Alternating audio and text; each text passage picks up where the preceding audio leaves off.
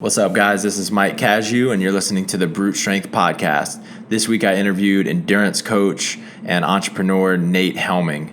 Nate has worked with some Olympic caliber as well as games athletes on their endurance training, as well as thousands of average Joes. We talk a lot about running, obviously, injury prevention, and productivity, and more. Before we get started, if you're interested in short free training programs, videos, blog posts, go to our website, sign up for the newsletter at brutestrengthtraining.com. Enjoy the show. All right, what's up, everyone? I'm here with Nate Helming of San Francisco CrossFit and the Run Experience, as well as several other endeavors. Nate, how are you, man? I'm doing well, Michael. Doing well. Thank you so much for making time for me right after you get back from your vacation. I know you're probably easing back into it, but I appreciate you making time for me, man. Of course. Happy to be here. So can we start out by just telling everyone a little bit about your background and maybe some of the beliefs that you had when you first found San Francisco CrossFit? Yeah, I have kind of an interesting story going into that gym. When I started, I thought CrossFit was probably the dumbest thing on the planet, and I had no interest in it whatsoever. At the time, I was a competitive triathlete, and I was, trying to work my way towards racing at the professional level. San Francisco CrossFit at the time was in a parking lot behind this bike shop and sporting goods store called Sports Basement. And at the time, I was trying to race and compete, and I was working in that store. So it's really funny that I was working in the place where this gym just happened to be. Right. And I would rinse wetsuits because we would rent wetsuits for triathletes. And that was my job. I would rinse wetsuits outside the back door, and I would stare at these guys doing all this crazy stuff in the parking lot, and I would sort of just shake my head. Judge them a little bit. Oh, totally judge them a lot of it.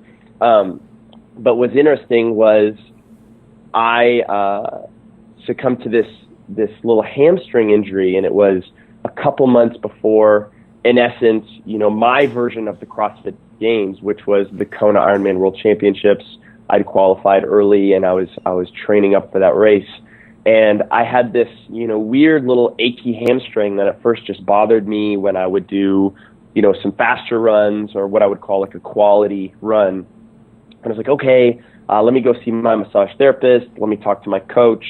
Let me go see a physical therapist. I was plugged in the endurance world. I had excellent resources, or so I thought. And, basically the weeks and months kept going by, and my hamstring was just getting worse and worse. And it basically got to the point where I had consulted with the best orthopedic surgeons in San Francisco. I had, worked with some of the best massage therapists out there. I'd been going to physical therapy. I was told that, my transverse abdominis wasn't very strong, and because I was a runner and triathlete, my glute medius wasn't very strong. So I was doing all these, little banded side steps and, Swiss ball exercises. Clamshells. Lots of clamshells. Oh, man. And I joked at the end, I had glute medius of steel, but it still was not translating to my race. And, my expectations kept changing for the race itself. At first, I was like, oh, man, I qualified for this. I'm going to show the triathlon world, Nate Helming has arrived. I'm just going to totally kill it my first time. And then with this hamstring, it got to the point where it's oh, man, you know what? This is just a learning year anyway. Just go in, put your head down, and you'll be able to limp your way through the full Ironman, which is, a 2.4-mile swim, a 112-mile bike, and a 26.2-mile run. So on a good day, this is a 9 or 10-hour event. So it's hard to sort of limp your way through unprepared. Mm-hmm. And basically it got to the point where it's well, maybe I can't do the whole event. I'll go out there and maybe I'll just do the swim and the bike.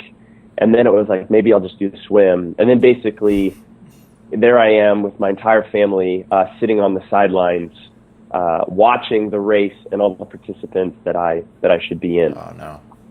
So I was pretty depressed. And what's worse, it got to the point where I was limping when I was walking around because my hamstring was bothering me. And I was like this guy who could do all these incredible endurance things. And then it got to the point where it's like, hey, if we're parking for a restaurant, can we make sure we park at least a block away? Because any further away, I don't know if I can walk there. No shit. Yeah, it was bad. So so I came back from Hawaii, and this was supposed to be this big celebratory end of year thing, and I was just depressed. And I went back to go see Julie, my physical therapist, and I was seeing her on Tuesdays and Thursdays at 9:30 for forever. And we're just starting to go, and she's like, "I'm sorry, Nate, like we haven't made it, and but I'm sure we're there. We just got to keep on going. But we have a problem." And I'm like, "Well, what's the problem?" And she's like, "Well, see, the thing is you've run out of insurance visits for physical therapy. So if you want to keep coming, you're going to have to start paying out of pocket." And at the time, I was like this, broke 23, 24-year-old. And I was like, no way. It was like, I'm done. So I walked away. And, this is where, my introduction with CrossFit came in. I started to work with this coach, this trainer, this guy named Alex Margolin, and we used to do some bike rides together, and he was a friend of my coach, and he basically pulled me aside one day, and he's like, "Nate, okay, so the race is over," and I'm like, "Yes," and you've really tried everything out there. I'm like, "Yes," and he's like, "And nothing has worked," and I'm like, "Also correct." So he's like, "So really, we're in a nothing to lose scenario," and I'm like, "I guess not." He's like, "Well, do you want to try something with me?" And little did I know at the time, he was just starting to experiment with CrossFit a little bit. And, one of the first moves he tried to teach me was a deadlift. And like Michael, I was such a mess. I'm just over 6 foot. Right now I weigh about 175 pounds. But at the time, I probably weighed a little over 150. So I was 25 pounds lighter. I would like blow away in a breeze is what I would choke up on the bike. And I couldn't deadlift 60 pounds. Like I was a mess. And it took him, and I kind of joke, like, it took him a couple weeks just to teach me, partly because he was new at teaching deadlifts and also because I was such a mess. But what was interesting, as soon as I had this moment of connecting the deadlift, it was like someone had flicked on the power back on in the household. And all of a sudden I'm like, there's the rest of my hamstring. It doesn't hurt. I can walk. I'm not limping. And I had this amazing sort of light bulb moment where this one move, all of a sudden totally changed everything. And, it took a couple months to build my way back out. And then basically he says look, you got to start training with these guys in this parking lot. And that's how I got introduced to Kelly Starrett and all those guys. But I was amazed that as an athlete who had been in the know in the endurance world for so long, that no one had taught me how to do something like a deadlift or something like a squat. Mm-hmm. My first reaction when I got better, Michael, was I was angry. I was like, wait a minute, I had done all this stuff that you guys told me to do, and how did this not work? I was kind of blown away. And I was still very nervous and very scared about going into this gym. I'm basically working out with guys 3 times my size. Every single woman was stronger than me to a crazy degree. Right. But I had this experience where I literally had exhausted every other alternative and nothing else worked. So I was reluctantly showing up at CrossFit. Right. And then by actually practicing the movement, you could feel it for yourself rather than someone just telling you that it's so, right? Yeah. I kind of realized that, and I've thought about this since a lot. And I think, there's been in the fitness and strength and conditioning world, bodybuilding has such an incredible influence on, how the fitness world, trains and does things. And I think there's a certain sexiness in the endurance world of really understanding anatomy and knowing what muscle fires when and does what. And you still hear this with endurance athletes, that they're quote unquote unbalanced, or that they need to do VMO strengthening exercises, that teardrop part of your quad, right inside your knee. And so you're going to like take a little ball and you're going to like squeeze your knees together to strengthen. And those aren't necessarily bad exercises, but they're accessory movements at the end of the day. And what I was missing and lacking was basic skill and know-how and movement on how to just move my body. So I'd become so specific because, again, that was another message I was being told. You know, I realized, like, I grew up on the East Coast and I did a bunch of different sports. I used to downhill ski. I used to mountain bike a lot. I would go on a lot of hiking. I'd telemark ski. I would sail. I did all of these sports that then in a lot of ways I realized kind of covered all the physical bases that I needed just to be a general athletic kid. But as soon as I started going down the triathlon route, you know, specificity was king. And it's like, no, to be the best athlete, you need to be more specific. So it got to the point where I was running and triathloning so much, it's like, you know what? Maybe you shouldn't ski this weekend. Maybe you should just ride your bike and run. And then it's like, you know, maybe, you shouldn't help move your friend's couch because you're pretty tired and you're not that coordinated. So all of a sudden, you know, this identity as a runner and as a triathlete was this very empowering thing where I could do so much and go so far. But then on the back end, it became a very limiting thing. I'm a runner, so I can't. Right. Wow. I'm a triathlete, so I can't lift. It's not expected of me to do that. And what I realized was like, my goodness, the standards on movement and strength and athleticism in the endurance world is so incredibly low. So I'm not sure how many specialists there are listening to this, but I just think it's a really interesting topic that you're talking about. To be the best athlete you could be as an endurance athlete, and this goes for many other sports, if not every other sport, where specificity is king. How did the GPP specifically, right, CrossFit specifically, retrain you, and then how did it like inspire you to go on and start your own company to teach others the same thing? You know, I think I was being told for so long that I couldn't do these things. And, you know, a classic thing in the endurance world is, you know, if you're going to lift weights, it's going to be, you know, like single leg deadlifts and you know, clamshells. You only do it in the off season. And, you know, there's some progressive coaches who are saying, well, yeah, maybe you'll include some of this in the on season, but no one was saying lift heavy weights. And I actually remember I had this moment where I had, you know, I was at the time I weighed a little bit more, 160. And in class, I had pulled 275. As a high-end endurance athlete, I was pretty proud of that. And, you know, basically being told by every endurance athlete that that's the worst thing to do in the middle of your season and that will destroy your legs and make you tired. I basically pulled 275 on a Thursday, and I rode all my teammates off my wheel on a Saturday. Wow. And one of the things I realized was like, wait a minute, I'm tapping into a different energy system here. You know, like that hormonal boost that I was getting, that anabolic effect from that heavy lifting, not a lot of volume, right? Just a few singles, all of a sudden was helping me recover faster from my endurance stuff. So I was like, wait a minute, there's got to be a little bit more to the picture. And not everyone who's an expert maybe knows everything here. So it gave me some room to explore and find what felt intuitively good.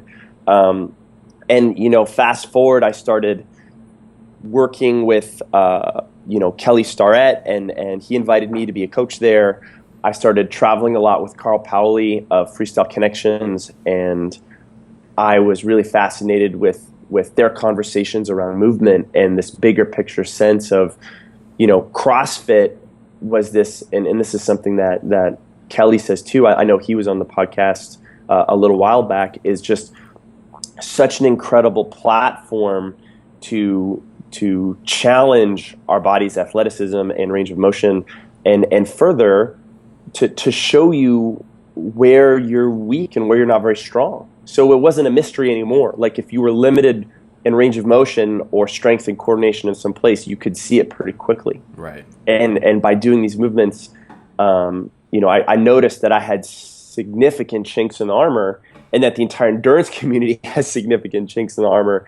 And so by learning how to do that and experiment on myself and on a few athletes I was working with, I started to see some pretty powerful effects. And I was like, oh man, we are onto something here. Right. I had the opportunity of training the Southern Utah track team, and the distance runners were hilarious. Because they had never strength trained at all before, and they were so reluctant to do any of it. But as soon as we got them doing some deadlifts, some heavy squats, like you said, like as soon as they started doing those, they knew for themselves the effect. Yeah, they could totally start to feel it. And it was amazing. And sometimes the argument is like, oh, as a runner, if you weigh 1 pound more, that's going to slow you down, 1 second per mile in your marathon, and that's going to add up to X amount of time. So it becomes like a weight, argument, and they're so afraid of weighing more because they feel like that will detrimentally affect their performance. But that conversation, it's sort of like the same logic as, it's just about the amount of calories that you eat from a nutrition standpoint. Mm-hmm. They're just not looking at the whole picture. Yeah, and it's not just about how many calories you eat. It's more, and obviously I know some things on nutrition. By no means am I the nutrition expert, but that it's the quality of what those calories are. So from a weight standpoint, I gained 10 pounds, and I was training and racing and competing at a level that I was never able to do before. Mm-hmm. Wow. So it was a really interesting thing to gain weight and perform better, like climb better on a mountain on a bike, which seems totally crazy. Right. To run faster and everything. So that feeling was so big. And it was interesting that you brought up that they felt the difference, because you realize, like, why have, like what really wins people over? It's not always the logical argument. The logical argument comes in afterwards, right? But the logical argument almost justifies that feeling and that experience. But if that feeling and experience isn't there, they're not going to listen to what the logical argument is. Right. So I have some kind of technical questions for you. And I think most of your job and your business deals with runners, right? And introducing them to strength training, GPP, et cetera. But do you ever have CrossFitters coming to you and saying, hey, I want to build an engine? I do. I've worked with CrossFitters in the past with their running. It's interesting.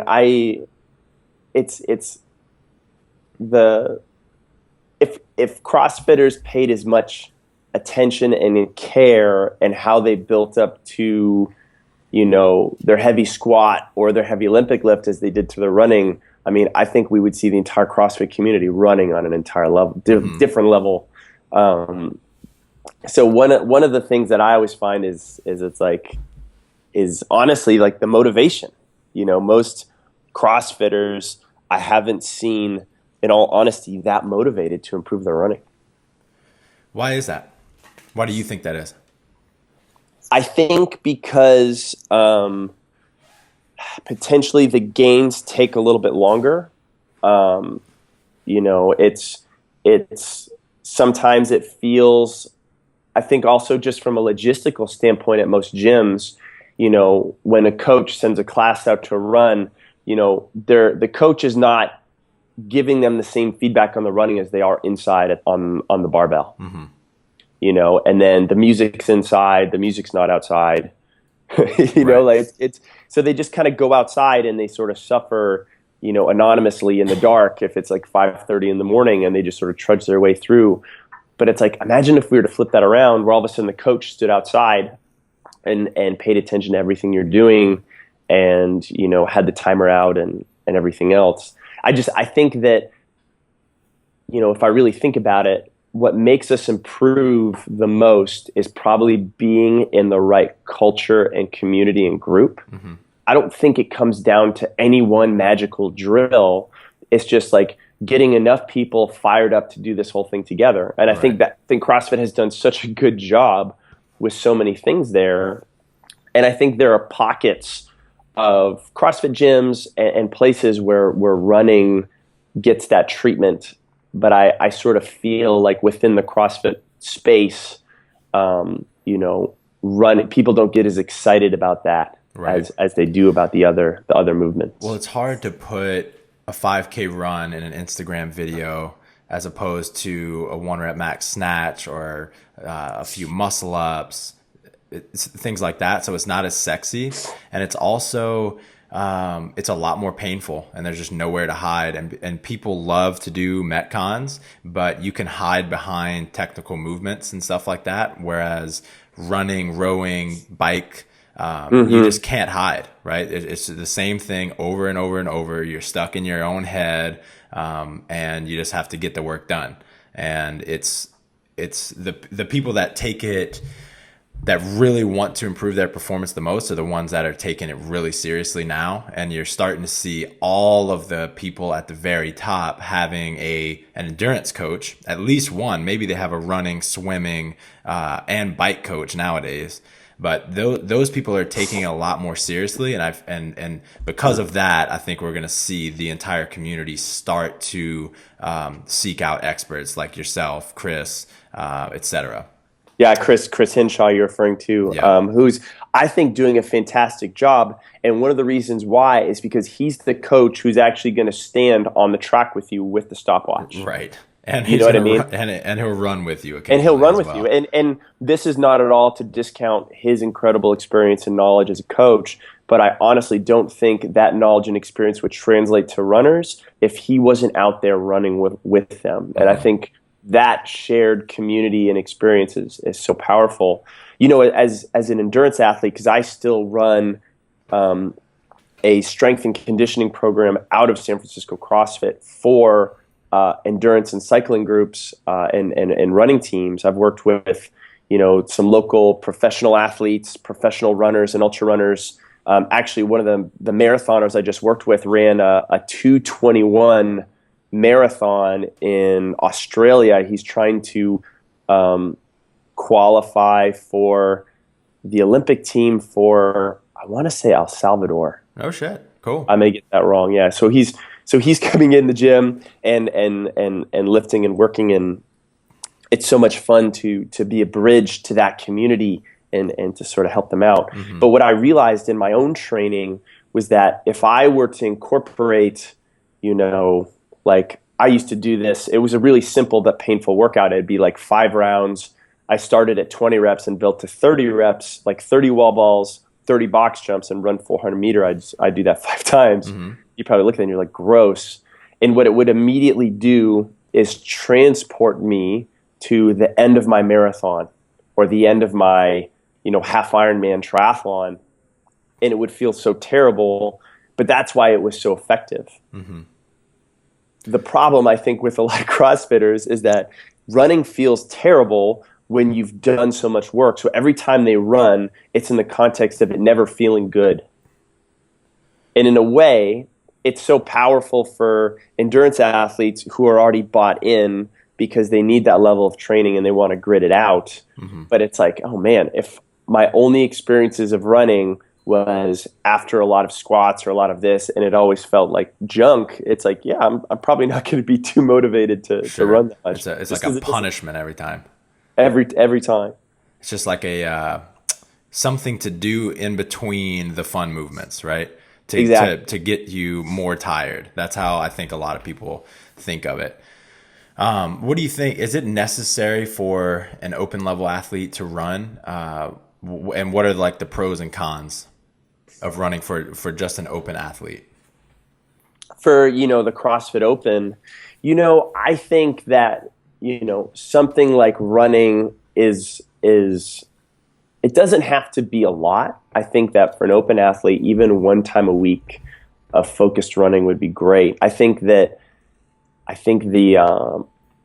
most athletes are still lacking that engine development, that ability to just go at a high output for a long period of time.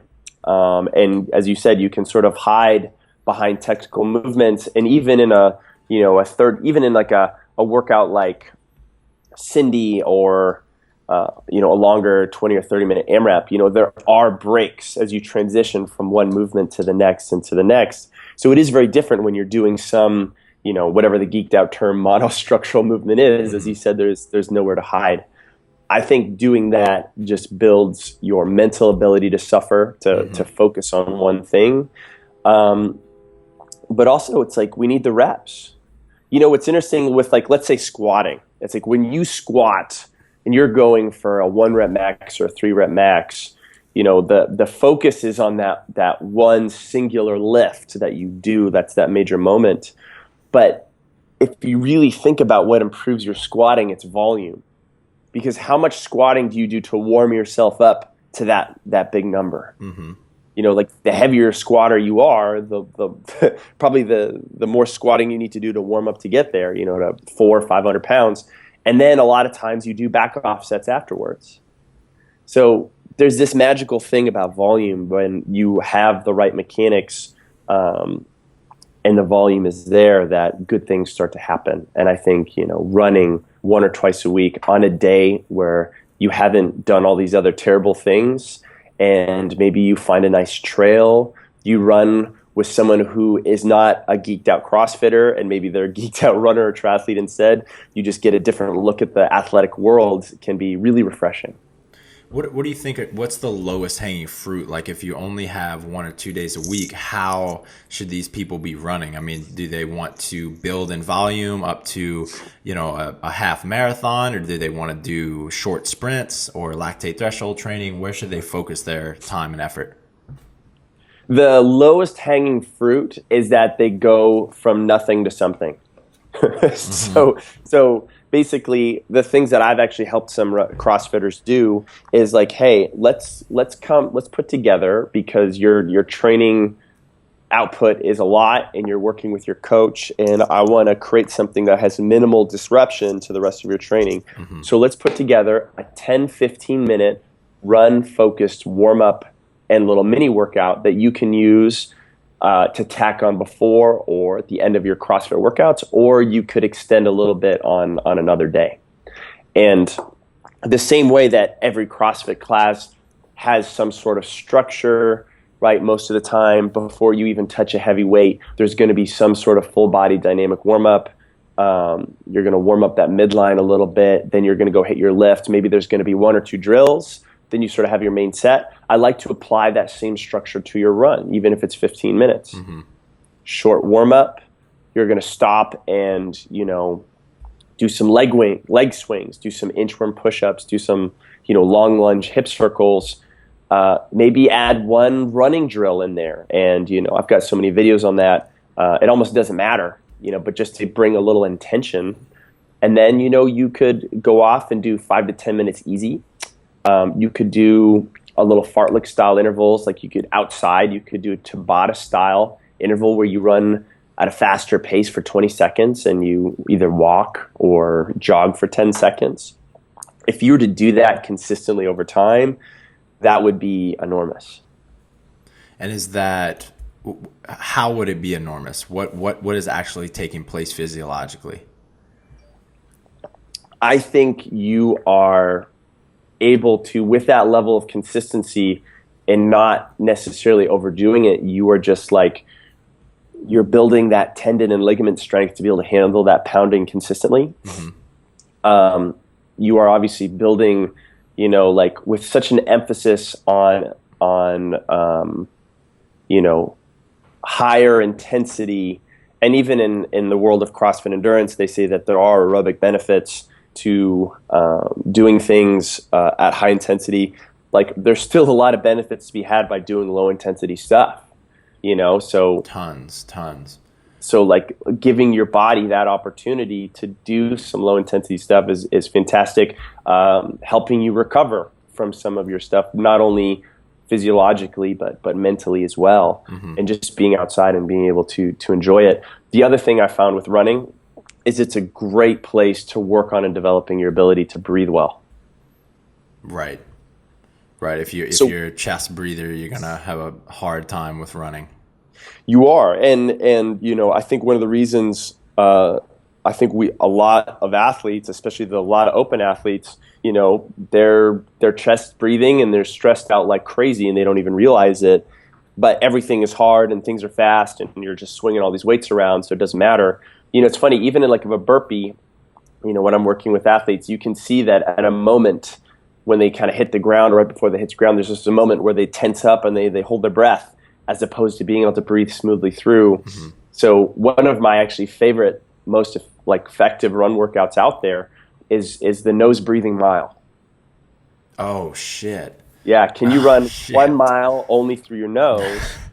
And in the beginning, it doesn't have to be fast. Mm-hmm. Like, walk that sucker, go slow, and if you are experienced, if it's not your first rodeo, hey, what's the fastest nose breathing mile you can do to really prime and challenge the diaphragm? God, I love that shit. Yeah, and I do that with the run experience, because right now we have probably about 3,000 runners worldwide in our programs. So I'm always looking for things that develop and deliver that feel and that experience. Like, I could talk about the benefits of belly breathing all along, and they might be like, yeah, whatever. But if I have them say, hey, go and try this thing for a mile, it's right in front of their face real quick. And they're like, wait a minute, what is this? I suck at this. What is this? And it's safe. No one's going to hurt themselves doing that. The worst thing that happens is you start breathing through your mouth. Right. And it's freaking out to have that conversation, with their diaphragm, which is missing. Mm-hmm. So I find that if you can belly breathe there, all of a sudden that diaphragm is activated. That's actually what helps you stabilize your hips when you run, to prevent any collapse at the hip, knee, and ankle, which is such an important thing for runners. But, for CrossFitters in and out of longer Metcons, and even being able to breathe and stabilize doing like high volume thrusters or power cleans or anything else. Right. So I completely agree with you, especially in the building of ligaments and tendons. I think the highest yield thing for CrossFitters in terms of endurance training is that longer duration stuff, like 30 to 90 minute time period. And you definitely have to work your way up to doing that. You shouldn't just go from running 0 to running 60 minutes twice a week even. You'll probably get injured, but if you can work your way up to where that doesn't hurt you at all a couple days after, for me, and as well as athletes that I've trained, I see the biggest improvements by just increasing their aerobic capacity through those longer runs. Their recovery becomes a lot faster. Their recovery in between events becomes a lot faster. For sure. All of that kind of stuff. And then in workouts, they just feel like they just have a bigger engine. They can breathe better. The work is more effortless, is what we hear a lot. But you really cannot replicate running with something like rowing or airdyne. It's a totally different beast. Yeah, it's definitely a unique thing. What's interesting is that, and granted, this isn't an issue with CrossFitters, but when you take a very talented swimmer or water polo player and you get them into triathlon, their ability to obviously adapt to swimming and cycling happens faster than their ability to adapt to running. And one of the things that's interesting is because either as a cyclist or as a swimmer, you spent so much time of your athletic life non-weight bearing, they've actually measured your bone density, and that's for some of these athletes, their bone density is significantly less. So one of their issues, but they have this incredible fitness and this incredible engine. Mm-hmm. So their fitness is way exceeded their body's ability to handle that pounding. Right. So it's an interesting thing to ease their way in. And everything. It's powerful. I really like taking the approach of, longer extended EMOMs. If you're doing a 10 or 15 or 20 minute Olympic lifting EMOM, you do a couple focused lifts a minute, and then the rest of the minute is a rest. It's like, I think that's a nice way to bridge and introduce longer periods of running for CrossFitters. Mm-hmm. And with some of those longer runs, it's not just the volume that really makes them sore.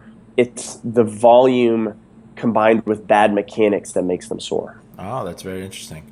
So have you ever heard of a guy named Jeff Galloway? I believe so. So he's in the running world, and he's a running coach. And Jeff Galloway is a guy who really pioneered the run walk method. Okay, I'm not sure. Okay, and the idea was that, especially for a lot of newer runners, the idea was like, man, if I'm running a 10-minute mile or 15-minute mile, it's hard to get through these longer distances alone. And one of the things he says, like, hey, if you were to structure walking breaks in with your running, you can really successfully complete these longer runs. Mm-hmm. And I thought about that, and at first I kind of discounted it. As an athlete, it's like, I'm not going to take walking breaks. That's a pile of junk. But he told me that he actually trained one of his runners, to go from a 2:31 marathon to like a 2:28 marathon, taking walking breaks. Wow. I was like, wait a minute. I was like, what's going on here? This seems kind of crazy. And I thought about it, and it's like, wait a minute, why would you not be as sore even if you cover the same distance, right? You've got two athletes, they both run 10 miles. Mm-hmm. One athlete does it all the way through. The other athlete, takes a walking break every 4 minutes. They've covered the same distance. They've done the same amount of pounding. Why is one athlete more sore than the other? And I sort of realized that it's like, man, it's really hard. It's hard for people to sit upright throughout the day. You know what I mean? Mm-hmm. Like as they're throughout their day, they might start upright with good posture, but towards the end, they're all slumped over looking over their phone. So if they can't do that throughout the day under low physical stress, how are they going to do that in their runs? So I realized that with this walk-run method, it was a little pattern disrupt. It was ability to reclaim better mechanics because you gave yourself those short doses of a break, mm-hmm. and all of a sudden you could prolong your running and run further more safely because, one, you were controlling the intensity, you weren't going too high, which is a problem with CrossFitters, and the other one was you had better mechanics, which is also a problem with CrossFitters. Right. So I was like, what if we were to introduce this with CrossFitters, and maybe as opposed to just walking breaks, they would stop and do like 10 air squats, 10 push-ups. Right. Nothing that would be too crazy for them. So I started to add that in with some CrossFitters, and I think they really liked that because mentally they were going to be out there for an hour, but they only had to stay focused for the next 5 or 10 minutes. And then, for them, it's funny, their break was the air squats and the push-ups, and then they'd have to go and run again. So so it would be 5 or 10 minutes without stopping, and then just a short 10 air squat break or something, or what? Exactly. What's the protocol? Okay. Yeah, so you basically every 5 minutes you'd run, and every 5 minutes stop and perform. And you could mix it up, right? Sometimes you could do 10 lunges, you could do 10 burpees. And for certain athletes, this could be a conditioning element, right? Mm-hmm. I'm going to do enough volume relative to their level of conditioning that mm-hmm. they're going to get a big fitness boost.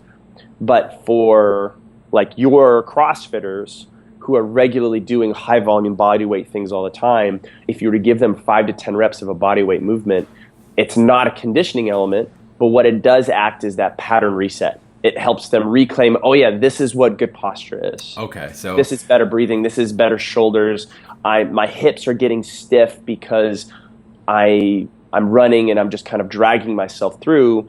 But if I squat or I do a little lunge, I'm just reclaiming what that good hip position is. Right, and then you go back to running and you are you're refocused rather than just getting kind of bored and letting your form fall, right? Fall apart. Okay. Exactly. Gotcha. That makes great sense. Let's see. I want to talk about shoes very briefly, like what the best shoe is, but whatever happened to the 5 fingers? Did that fad just fade, or is that still out there? It's funny. Right now in the running world, there has been the pendulum has swung the other direction, where there is a trend on these Maximalist shoes. No, I'm serious, oh, and some of your listeners may be familiar with this. The Hoka is probably the company that is like kind of the face of this thing. And it's sort of interesting to see where they went. But this sounds like a South Park episode coming up. It's the great. Minimalist versus the Maximalist. It's great, and I'll kind of walk you through it a little bit. But like so a while ago, they had the Vibram Five Fingers, and I think they really exploded with that book Born to Run, written by this author Christopher McNougal, who followed this tribe in Mexico of runners and how they ran all these incredible distances barefoot, and they were this amazing thing. And his own personal story of he had dealt with so much pain and low back pain, and when he started running more barefoot, and those 5 fingers was basically a way to just simply protect your feet. Mm-hmm. You could go and do that. Well, of course, everyone started to do this thing, and they probably went from never having walked barefoot in their life, not very strong developed feet, to trying to do all this stuff on hard pavement in New York City. Mm-hmm. And there's probably just as much disaster as there was before. So I think it didn't stick around too long because, for certain people it worked, but for a lot of people they jumped into it too quick. Right. The shoes are a little goofy looking, so I think from a fashion standpoint we're like, all right, these are maybe only going to be a little niche. Right. And then, from a practical standpoint, I had worked with some clients out here who were like, yeah, they're fun until like I snagged my big toe on like a root or a rock, and my toes weren't protected, that I was like, maybe I'll go towards another shoe. Uh-huh. So what was interesting about that shoe, the Vibram 5-finger, was it took this whole motion control away. Like with traditional running shoes, the idea was that we're going to control how much your foot pronates, which is that natural motion when, your arch, absorbs impact and rolls in a little bit. The biggest issue is with overpronation, and this is where people stand with their feet turned out a little bit, and maybe Kelly talked about this on your podcast, and this is why he always talks about feet straight and teaching athletes all over to kind of screw their feet into the ground a little bit to develop better posture, which develops a better, stronger arch. Mm-hmm. But they're seeing this overpronation and this total collapse of the foot. So they're like, hey, if we put something underneath your foot, that's actually going to help stabilize your foot. And that's where you started to see stability, moderate stability, motion control shoes. So what was interesting was like, hey, these shoes actually aren't helping fix people's injuries because this arch, A, is a natural shock absorber for the body, so that when you remove that spring, that impact is translated elsewhere. And then the other thing is that when you take people who are pronated and you push them out too far so they're landing on the outsides of their feet, that creates a whole nother set of problems. Mm-hmm. So it became this unwieldy thing, and I think the Vibram 5 fingers came in and they're like, hey, let's not go there. Let's go back to how we naturally used to move and run. And in theory, it's correct. But in practice, we're so far removed from that level of time barefootedness, it created a lot of problems. Gotcha. I got a quick story for you about me and 5 fingers. Right on. I ran a marathon in 2009. It was my first and only, hopefully ever, marathon. I trained really hard. I did, relatively very well. And then I was immediately burnt out on running. And I met actually my best friend now. I think it was him that introduced me. His name is Bryce, and he introduced me to these toe shoes called Vibram 5 Fingers. He gave me the Born to Run book, and I got the shoes, and and that was right when he introduced me to CrossFit as well. So I started doing those shoes, and it's funny enough, I was so burnt out on running and didn't have any goals, and I started smoking cigarettes again. And pretty quickly I was back to a pack a day, and I have a good friend, Ryan Hignall, who he recounts to me years later as remembering, and this is before we met through CrossFit. He remembers me as the kid in college. I had just started school at the University of Utah, and he remembers me as the guy that would walk in late with the Vibram 5 fingers, smelling like cigarettes every day. That's hilarious. Yeah, I know. He didn't tell me that for another 3 or 4 years. He's now one of the picture of health. Exactly. I probably I hung on to them another 3 months and got rid of them and the cigarettes, thank God. But that was, I always thought that was pretty funny. That is funny. So, so going to the Maximalist shoes, what they've basically done now is they've tried to take and keep some of the good things from the minimalist shoe trend, but just add more cushioning. So one of the things they realized was like, oh, okay, having a shoe that's a little bit wider in the front, and they were doing that with these minimalist shoes, allows for your toes to separate a little bit more, and your foot kind of expands every time it hits the ground. Mm-hmm. So like, let's keep that. That's good. And then the other thing they liked from the minimalist shoe was a shoe that was more of a zero drop shoe, meaning that the heel wasn't as elevated versus the forefoot. An exaggeration would be a high heel. Right. So they're like, oh, let's keep that too. Let's do a very, very low drop, only a few millimeters or nothing whatsoever. But they realized, hey, actually having some cushioning is not necessarily a bad thing. So I've worked with a lot of athletes who basically are like, hey, my knee hurts a lot when I run, but now I run in these shoes and it doesn't hurt anymore. And you're like, well, maybe that's just going to buy you about a year before you're going to have to confront that knee issue. But I also worked with some athletes who they train with me regularly. They're focused on their run technique. They're working on their strength and movement and mobility. They're on a smart progressive program. And they were like, Nate, when I run once a week in these shoes and I do my long run in these Hokas, my legs don't feel as beat up on Monday, which means I can recover faster and train hard again. Mm-hmm. So in that respect, how different are those shoes than weightlifting shoes and weight belts? Right. And I realized, it's not at all. This is just a tool to use. Mm-hmm. But the difference with runners is that they don't, like Olympic lifters are still working on squatting mechanics and drills, et cetera, all the time. Mm-hmm. They're not assuming that the weight belt teaches them how to lift. Right. With the running, sometimes there's that element there still. It's kind of a crutch, and it hides what might like mobility issues underneath or overuse injuries underneath that, right? And so then they don't have to look at them. Totally. Got it. But how many CrossFitters do you know who will pull out their Oli shoes even if it's like a lightweight Metcon workout? And you're like, really? Like I can understand if you need your shoes if you're going hard in the paint for your heavy clean, right? But you're doing light to medium cleans with running. You're going to run in your Olympic lifting shoes, right? Or you're going to take your shoes off and put your other shoes on and go and run. And I always joke, like depending on the workouts, we have athletes at our gym who are like, they have their own socks and their jump rope and there are 3 different pairs of shoes depending on what they're trying to do, and you're going to see all 3 of them in this workout because they're trying to get the perfect thing, and you're like, come on, guys. Yeah. So running is such like a mental sport, like we talked about earlier. It's just it can be monotonous and very painful and stuff like that.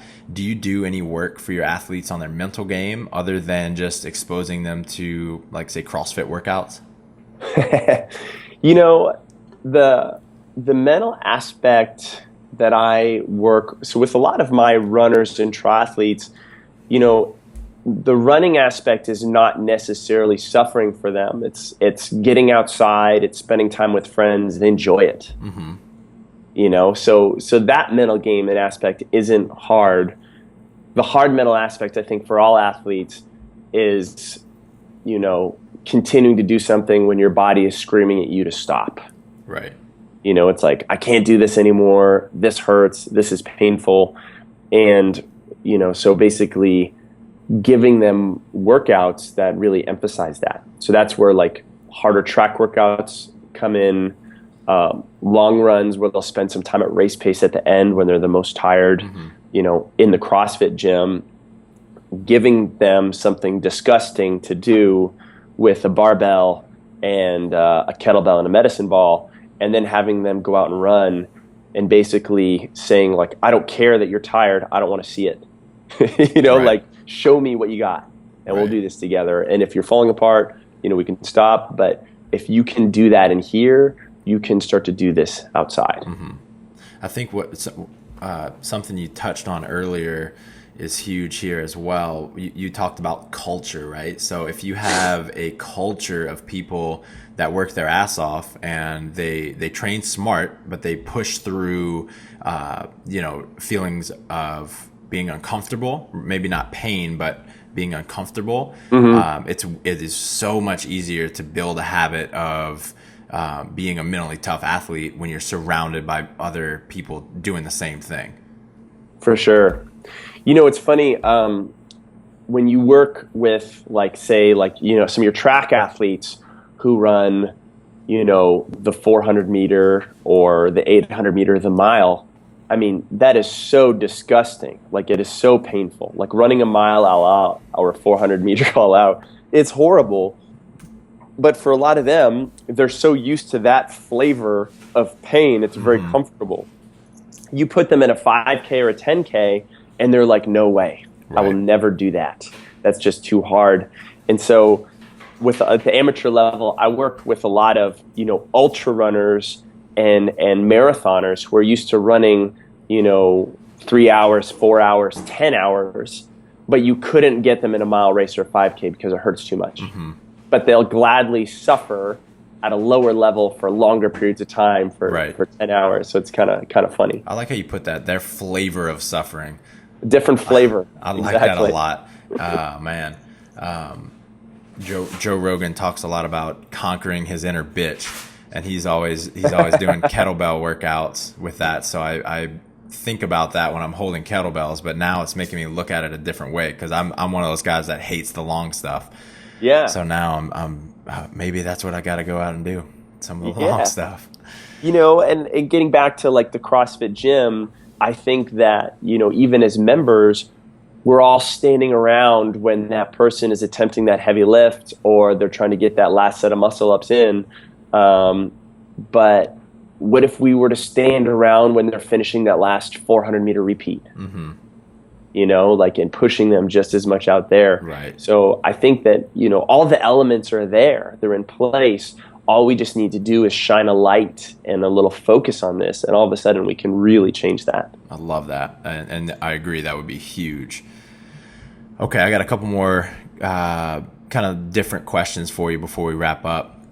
You mentioned something to me via text a while back about just things that you think about a lot and what other interests you have other than running, and you brought up the example that you like thought experiments like this. So I want to hear your take on it. Would Da Vinci have painted the Sistine Chapel if he was staring at Instagram all day, or would that have inspired him to do something greater? What do you think?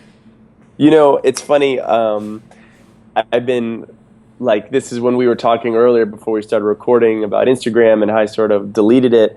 I really enjoy Tim Ferriss's podcast. I like his guests that are on there and the questions that they ask. And what was really interesting was especially all of his creative guests and people who are writers or they're producing movies and film or music, or even from a company standpoint, they always try to divide their day into, kind of keeping up with everyone they need to keep up with, but also allotting certain periods of time of the day for what they call deep work. Right. And deep work, they said sometimes it's only 2 to 4 hours. I listened to an interview with Malcolm Gladwell, who's written, The Tipping Point, and I think David versus Goliath. I can't remember the names, but Blink, all those books. About how he would try to take 2 to 4 hours of just writing and research a day, and it's he's unplugged from everything. And I was kind of joking with Leonardo da Vinci. It's this incredible well of creativity, was probably inspired by people around him and things in his life, but it also came from within, and his life was ideally, hopefully, quiet enough that he could tap into that. And in this day and age, we have so many things shouting at us for our attention all the time. How many of us ever really tap into that well of deep thought and deep work? Right. So it's man, where does Instagram fit into our world as creative individuals? I can see different things on there, how people are doing different things, and maybe be inspired by that. So I get some outside influence, but then I'm spending there so much time on it all the time, all the day. Everyone starts copying each other. So all of a sudden I'm just like staring at the herd of like kind of the same message again and again and again. It's sort of like, I enjoy top 40 music, but it all sounds the same. You know, so that's like, so for me, it's like, I don't know. I think I'm glad that he was not on Instagram. Right. God damn, that's a great answer. Man, I think the idea of kind of the ebb and flow of keeping in touch and staying connected with people can be very important in this day and age, and it definitely has a lot of benefits, but there is the low-hanging fruit, if you will, is taking time to unplug. And I think that will have a much greater effect than staying as plugged in as possible for people, because like you're saying, they don't, whether it be for quote unquote deep work or not, nothing is as rejuvenating as taking time to unplug and sit with yourself, your emotions, your thoughts, etc. So I definitely agree with you. You know, it's funny. I think not to interrupt you, but I think there's this quote. I'm probably going to butcher it a little bit, but like basically they could. I can't remember who said this, but they said that all the problems in the world can go back to man's inability to sit in their room quietly by themselves for an hour. Right. They're so like they can't sit quietly, happily, so they start getting into different things, and whether that's, you know, stirring the pot, going online, or like starting a war or a revolution or whatever, you know, just from that philosophical standpoint, it's like, man, we are really not good at sitting quietly. Right. It's kind of crazy. I agree. Last question for you. You're a successful athlete, coach, entrepreneur, etc. What tips do you have for people that want to be more productive? What kind of like rules do you set for yourself to be as productive as possible? I limit my time on email and social media. I only look at it, you know, maybe twice a day. For how long? I think, and for this day and age, it depends. I think for some of my social media, if I'm creating posts or I'm responding to people in our programs, I'll spend a concentrated 30 to 45 minutes to an hour. But what I'll do is I'll put the like do not disturb, you know, notification thing on my computer if I'm doing other work, and I'll set aside, you know, time to, if I'm programming, if I am filming or editing videos or anything else. And it's like, don't let yourself get caught in the trap of just feeling busy but not being productive. Right. And it's really easy to feel busy by looking things online and getting pulled to 30 different articles and what's happening, you know, with this, you know, celebrity and whatever, you know, and it's like, just no, like get out of that. Right.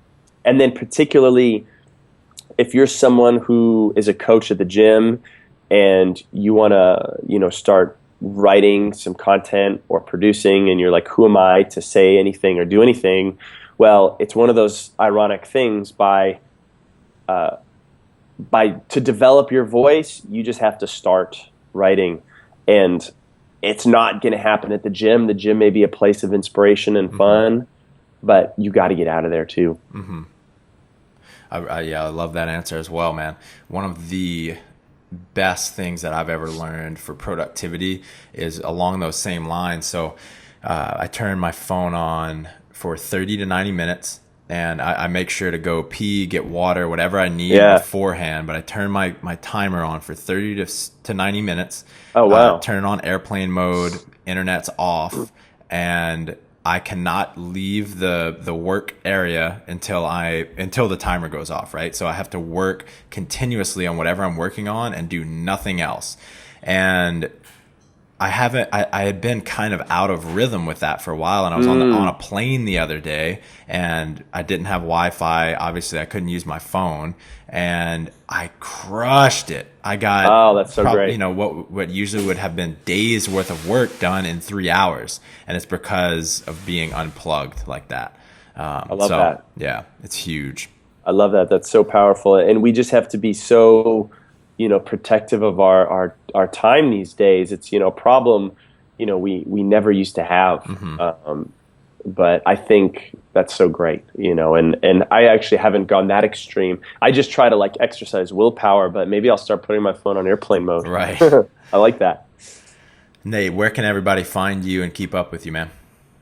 So you can keep up with me at Nate Helming on Instagram and Twitter. I'm not super active on those, but I am at The Run Experience. So especially if you're looking for help with your running or any strength training or mobility work, and really we're going after people who are brand new runners to also creating things for like high-level CrossFitters to add more running into the program. You can find us The Run Experience on Facebook, at The Run Experience on Instagram and Twitter, and The Run Experience on YouTube. And we're actually doing a cool new campaign right now. We're launching 3 videos a week for the next couple months on YouTube, which is going to definitely keep me busy. But we've already got a couple weeks up worth. We got a lot of great stuff up there. So we'd love to What are those? What kind of videos? Oh man, everything on training tips around marathon and half marathon training, injury prevention exercises and strategies, simple strength exercises and training. You can add in, if you're a new runner, what are some things you can do to help you out? Hell yeah, man. And it's therunningsperience.com, right? If people want to just the Run Experience.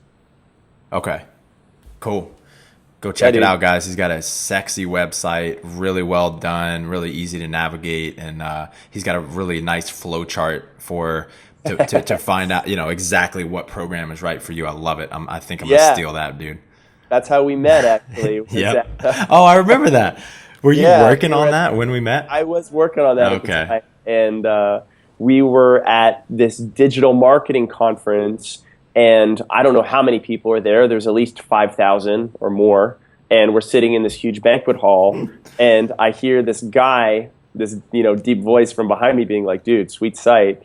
And I just turn around and I just see. Just trying to make friends. Just trying to make friends. And, like everyone's in a suit and, everyone looks different levels. But, when you see someone who does the sport that you do, you kind of recognize them pretty quick. Mm-hmm. So I looked at him pretty quick and I'm like, okay, I feel like, this guy's probably in the CrossFit space. We just started talking from there. So that was really cool to see you also at this digital marketing thing as well. And trying to get better at getting your message out to more people. Exactly, man. Well, dude, thank you so much. This has been great. Yeah, it's been totally great. Are you going to be down at the games? Yes, sir. Excellent. See you there. I will be there too. Awesome, brother. All right, Talk thank to you soon, man.